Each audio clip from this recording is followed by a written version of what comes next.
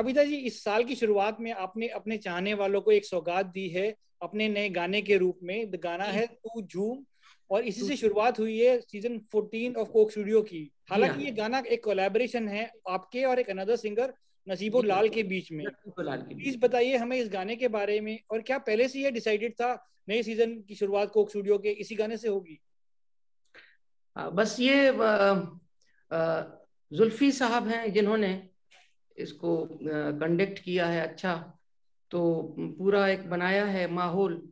तो पहले बस बात यही हुई थी कि जब इन्होंने पीएसएल का गुरु जो किया था, तो वो तो उसमें फिर बात मैंने इनको दाद दी बड़ी कि आपने बड़ा अच्छा बनाया और इसका म्यूजिक बड़ा अच्छा आपने दिया है। तो बड़े खुश हुए। मैंने कहा कि नसीबो लाल जी से और भी काम करें। इनको, ये जो है राजस्थान के हैं, तो बड़ा उसका म्यूजिक जो है बड़ा मीठा है राजस्थान का। तो इस तरह से बस उनको फिर ये शायरी मिल गई।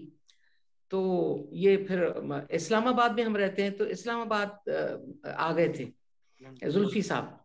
हाँ। तो फिर उसके बाद इन्होंने ये सोच के रखा था कि हमने ये गाना बनाया है, तो इसको आप थोड़ा सा कीजिए हमारे लिए। तो मैंने कहा बिस्मिल्लाह, ठीक है। तो उस दिन से हमने इसको स्टार्ट कर दिया था, इसकी रिहर्सल वगैरह 3-4 महीने पहले। तो कितना चेंज या कितना इम्प्रोवाइजेशन हुआ था गाना बनाते समय? काफी चेंज हो जाता है। मतलब कि 6-6 घंटे, 7-7 घंटे जो है वो रिहर्सल होती थी कि किसने कहाँ से लाइन लेनी है, किस तरह से म्यूजिक उठाना है। और नई नई चीजें सामने आती हैं जो पहले नहीं होती, नजर भी नहीं आती। तो उसमें रिहर्सल जब आखिरी होती है हमारी 5-6 दिन पहले, तो उसमें जो है वो सूरत ही नहीं हो जाती है। एक वीडियो वायरल हो रहा है आजकल जिसमें जी जब आप शूटिंग के दौरान, इस गाने की शूटिंग के दौरान जब आप स्टूडियो पहुंची, तो आपकी जो को सिंगर है नसीबो लाल, जी। वो अपनी जगह से उठना चाहा और आपने उन्हें उठने नहीं नसीब। दिया। Even a singer here in India, Shilpa Rao, has posted that video saying that देखिए how singers respect each other. इतनी ह्यूमिलिटी, इतनी विनम्रता आप में है। I think these are the qualities of greats, of legends. क्या कहना चाहेंगे आप उस मीटिंग के बारे में या उस मूवमेंट के बारे में अबिता जी? बहुत बहुत अच्छा लगा। मतलब कि जाहिर बात है उसमें अपनायत कितनी है, देखिए। अपनायत हो जाती है एक, यानी फर्क नहीं रहता कि किस तरह से दिल में होता है कि किस तरह से इज्जत की जाए। एक आर्टिस्ट है वो, तो इस तरह से तो फिर बस और भी होनी चाहिए, मगर जो है वो इसी तरह से तबीयत का जो है रुझान मेरा रहता है कि किस तरह से आर्टिस्टों की इज्जत की जाए। तो सीखते रहते हैं कि इसमें भी बहुत कमियां हैं, बहुत कमी है। तो बस अल्लाह अच्छा करे, अल्लाह अच्छा करे। इतना तो प्यार बस। है आपको, आपको आपकी आपकी म्यूजिक से एंड को आर्टिस्ट से, जी। तो इतनी जी। इज्जत है। Right, right. तो बेशक। Please give us few lines of this song Abida ji, तू झूम। ओ तू झूम झूम झूम झूम, ओ तू झूम झूम झूम झूम, जिसे निगाह यार, जिसे निगाह यार, जिसे निगाह यार, जिसे आशनाए राज करे, वो अपनी खूबी किस्मत पे क्यों न नाज करे, वो अपनी खूबी किस्मत पे क्यों न नाज करे। तू झूम झूम झूम झूम, ओ हो तू झूम झूम झूम, तू झूम तू झूम, तू झूम तू झूम, तू झूम झूम झूम झूम, ओहो तू झूम, तू झूम झूम झूम। एक असल में इसमें जो एक लफ्जों का जो एक सिलसिला है वो ये है कि जो भी आपको अल्लाह ने दे दिया है वो काफी है, तो उस पर खुशी का इजहार फरमाएं, नाराज ना हो, उसमें उसमें झूमना चाहिए आदमी, उसमें ही एक महवियत जो है उसमें महव होना चाहिए कि ये अल्लाह ने मुझे क्या दे दिया। यानी जो जो जिंदगी चल रही है जिससे हमारी तंदुरुस्ती भी शामिल है, जिसमें हमारी गुफ्तार भी शामिल है, हमारी निगाह भी शामिल है, तो वो कितना यानी कीमती है। यानी सुबह उठते हैं हम, तो यही अगर आप देखें तो कितना लंगर है अल्लाह ने दिया हुआ कि आदमी तंदुरुस्ती से अपने काम पे चला जाता है।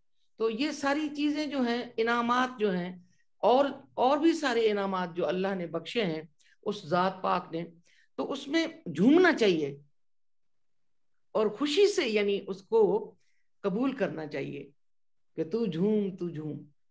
ये मैसेज है। बिल्कुल बिल्कुल, मेरे पास बहुत सारे सवाल हैं, बट आगे क्या बढ़ने से पहले क्या आप मानती हैं कि आपके फादर का बहुत बड़ा हाथ है और इन्फ्लुएंस है आपके सिंगर बनने में? आपने जी 3 साल की उम्र में गाना सीखना शुरू किया था। जी हाँ आपके जी हाँ। फादर का नाम था उस्ताद गुलाम गुलाम हैदर। हैदर, क्या आप उस्ताद मानती गुलाम हैं कि हैदर। आपके फादर का बहुत बड़ा हाथ है आपको सिंगर बनाने में? जी बेशक, उसमें है ही उनका हाथ, क्योंकि उसके बाद फिर मैं उस्ताद सलामत अली खान साहब की भी शागिर्द हुई हूँ, और बाबा साईं ने खुद ही मुझे शागिर्द किया। मगर बाबा साईं जो थे वो फिर यानी चलते फिरते जैसे एक इदारा नहीं होते, एक इदारा थे और चलते फिरते मुझे सिखाते थे। तो वो घर का जो एक सिलसिला बन जाता है ना एक सिंगर के लिए या एक सीखने वाले के लिए, तालिब इल्म के लिए, वो बड़ा एक कीमती है कि फादर की सूरत में या अम्मा की सूरत में या किसी भी मित्र की सूरत में वो घर में ही माहौल मिल जाए, तो वो बहुत बड़ा इनाम है। यानी जहां भी मैं आवाज लगाऊं घर में, तो मुझे उधर ही झिड़कते थे, ये क्या करते, कैसे नहीं करना चाहिए। आपको याद है आपको कब एहसास हुआ था कि मेरे को मेरे अंदर एक सिंगर छुपा है और मैं सिंगर बनना चाहती हूँ? जी जी, मुझे बचपन से ही शौक था ना, 3 साल की उम्र में मुझे बचपन से ही शौक था। फिर वो बढ़ता गया मेरे वालिद साहब के होने की वजह से, क्योंकि मेरे घर का माहौल जो है वो सारा मौसीकी का माहौल होता था। और मेरे बाबा साईं जो हैं, मेरे वालिद साहब, वो उस्ताद अमीर खान इंदौर वाले को बहुत उनके आशिक होते थे, तो बहुत उनको सुनते थे। तो बड़ी खुशी होती थी कि यानी क्या क्या बात है, क्योंकि गवैया जो हुए हैं बस एक दो ही हुए हैं कायनात में, जिनमें उस्ताद अमीर खान इंदौर वाले का इसमें गिरामी आता है, नाम आता है उनका। तो बड़ा एक क्योंकि जितने भी झमघटा है मौसीकारों का, जो राग, जैसे उस्ताद फतेह नुसरत अली खान साहब, वो भी उनको पसंद करते थे, हमेशा उनको सुनते थे। तो यानी वो जो बारीकियां हैं मौसीकी में, क्लासिकल में, वो उनके पास थी। जी, तो तो कौन अब सा गाना है आपका बचपन से अभी तक जो फेवरेट है, जो आप अभी भी गाती हैं? अभी भी हम गाते हैं जी जी है।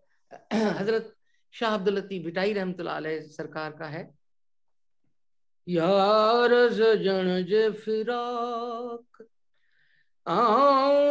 मारी, यार सजन जे फिराक मारी, यार सजन जे फिराक मारी, यार सजन जे फिराक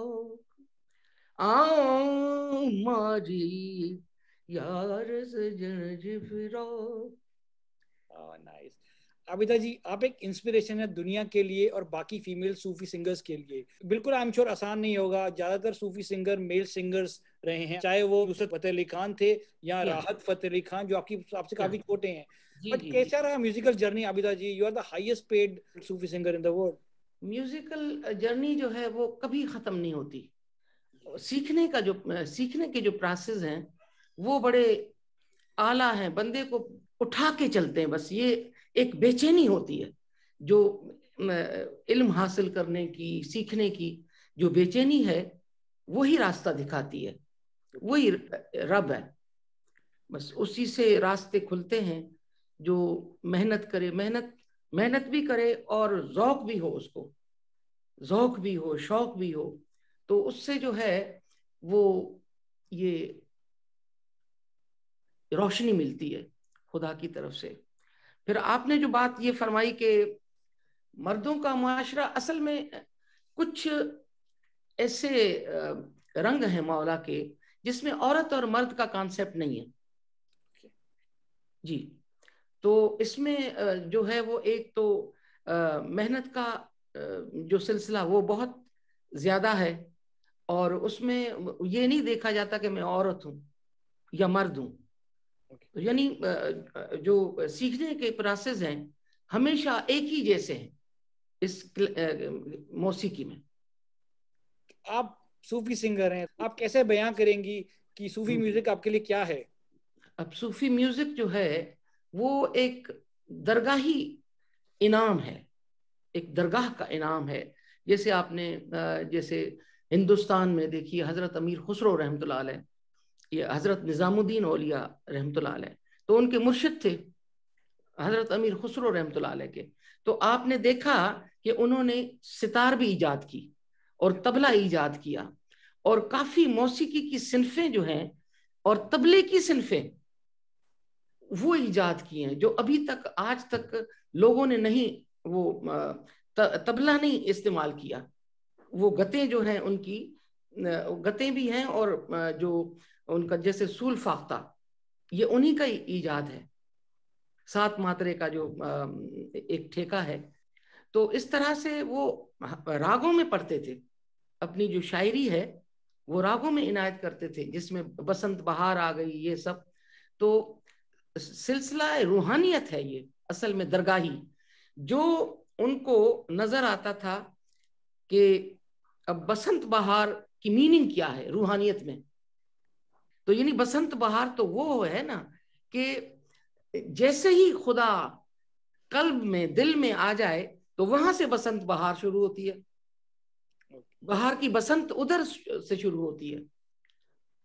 तो फिर वो फूल आते हैं, और ये जो उन्होंने बयान फरमाया है वो रूहानियत का एक सफर उन्होंने बयान फरमाया रागों की सूरत में, और अपने शायरी से बताया कि जाप तिलक सब छीन ही रहे। असल में तो छाप छाप वो हो गया है ना मशहूर, लफ्ज छाप नहीं है, जाप है।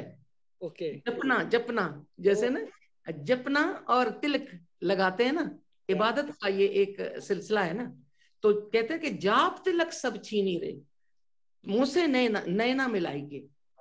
ये अपने मुर्शिद का एक सिलसिला जो उन्होंने बयान फरमाया कि जाप तिलक यानी मेरी जो इबादत थी ना, वो उन्होंने छीन ली बस अपनी निगाह से।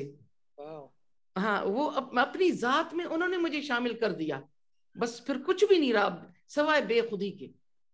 जाप तिलक सब छीन ही रहे, मुंह से नैना मिलाई के।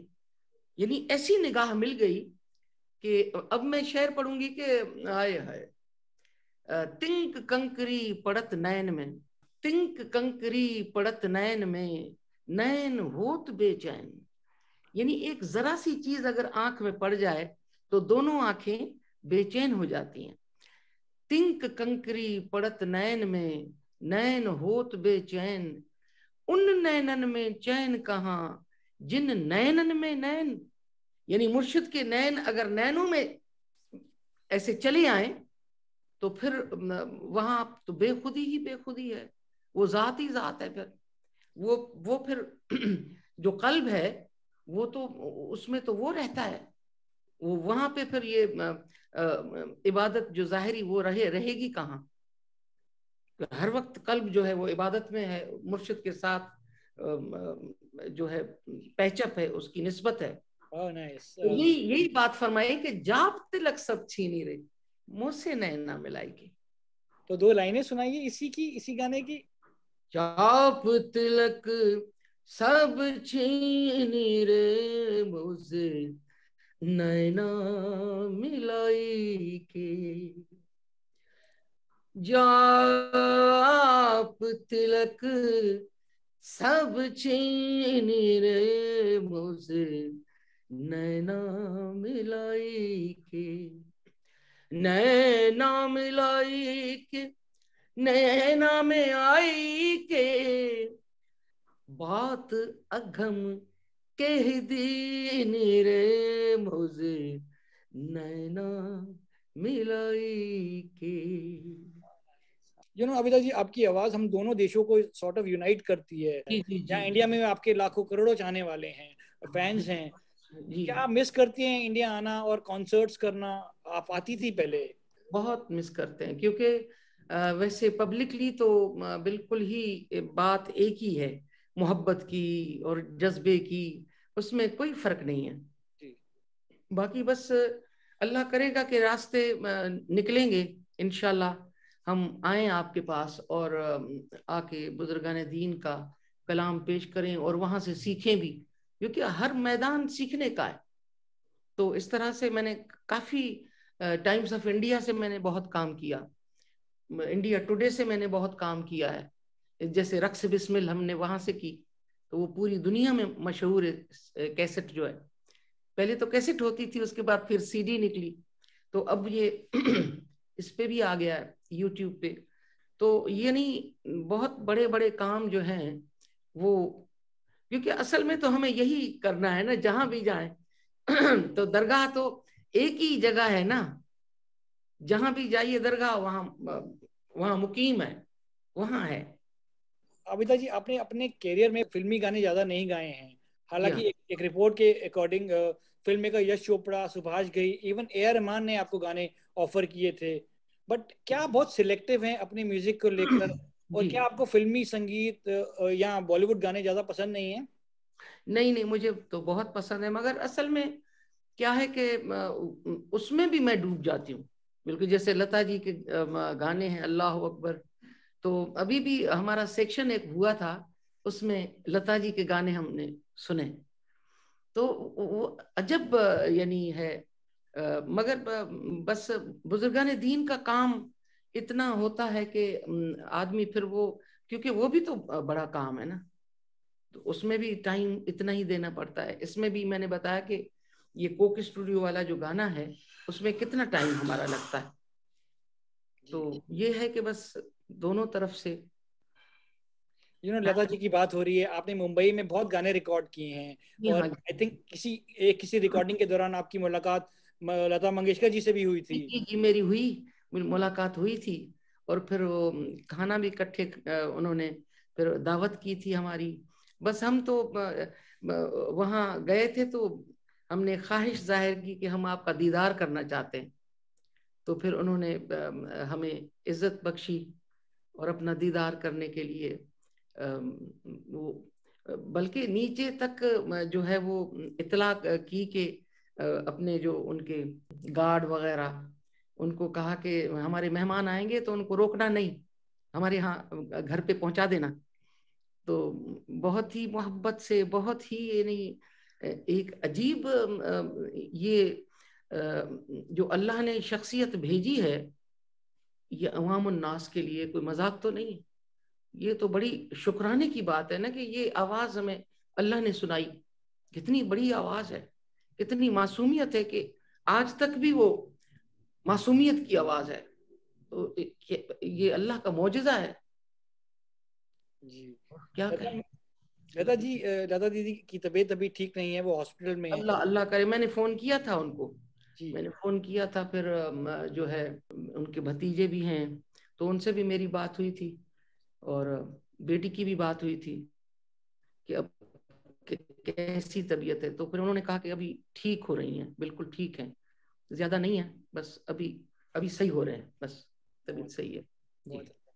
जी आपने कोक स्टूडियो में कई यंग सिंगर्स के साथ भी गाना गाया है, चाहे राहत फतेह अली खान हो जी या हाँ अली सेठी हो। कैसी ट्यूनिंग है आपकी अभिदा जी यंग सिंगर्स के साथ?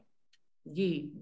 अब जैसे आपने फरमाया कि यंग सिंगर्स जो हैं, वो असल में वो ही जो बाप दादा का एक सिलसिला है, जैसे जैसे राहत जी हैं, तो उनमें तो वही वही रंग है जो उनके दादा का और उनके चचा का फतेह नुसरत अली खान साहब का, वही साए पूरा ही उसी रंग में रहे हैं सारी जिंदगी। उनका बचपन, उनकी ये जवानी जो है, अभी का जो वक्त है, तो वो तो उस मैसेज से अलग है ही नहीं। तो असल में तो वो बुजुर्गान दीन का एक जो सिलसिला इनके घराने में है कवाली का, वो तो हमेशा से है। तो इस तरह से फिर ये हमने जब बनाया था जाप तिलक सब छीनी रे मुझसे नैना मिलाए के, तो कोई ज्यादा रिहर्सल भी नहीं की थी। खान साहब आके बस बैठे ही थे तो शुरू कर दिया था इस तरह से। जी जी जी। आपने 2016 में कोलैबोरेट किया था सलीम सुलेमान के साथ एक गाने के लिए। गाने का नाम था नूरे इलाही। नूरे इलाही, जी जी जी जी। कैसा एक्सपीरियंस रहा? बड़ा अच्छा, बड़ा अच्छा, बहुत ही अच्छा। यानी अभी तक भी जो लोग सुनते हैं तो रोते हैं। बिल्कुल एक अजीब वो कोलैबोरेशन हुई है और बहुत ही बरकत वाली, बहुत बरकत।